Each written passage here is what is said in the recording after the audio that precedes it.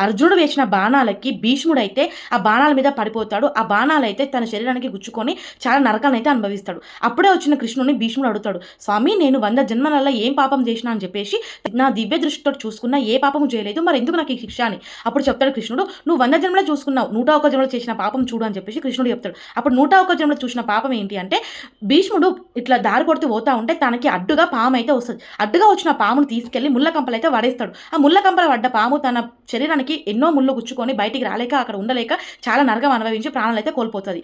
అప్పుడు తను చేసిన పాపానికి మరి ఈ రోజు ఎందుకు నాకు ఇంత శిక్ష అని చెప్పేసి మళ్ళా భీష్ముడు కృష్ణుడిని అడుగుతాడు. ఈ జన్మలో ద్రౌపదిని దుశ్శాసనుడు సభలోకి తీసుకొస్తా ఉంటే నీ దగ్గరకొచ్చిన ద్రౌపది నన్ను కాపాడు అని అడిగినప్పుడు, కాపాడే శక్తి నీలో ఉన్నప్పుడు కూడా నువ్వు కాపాడలేకపోయినావు. అందుకు నువ్వు ఈ రోజు శిక్ష అనుభవిస్తున్నావు అని చెప్పేసి కృష్ణుడు చెప్తాడు. అందుకేనండి ఎన్ని జన్మలైనా సరే కర్మ అనేది వదిలిపెట్టదు. మనం ఎవరినైనా సరే కాపాడే శక్తి ఉంటే ఖచ్చితంగా కాపాడాలి. సో దీనిపైన మీ ఒపీనియన్ చెప్పండి. వీడియోని లైక్ చేయండి, ఛానల్ సబ్స్క్రైబ్ చేయండి.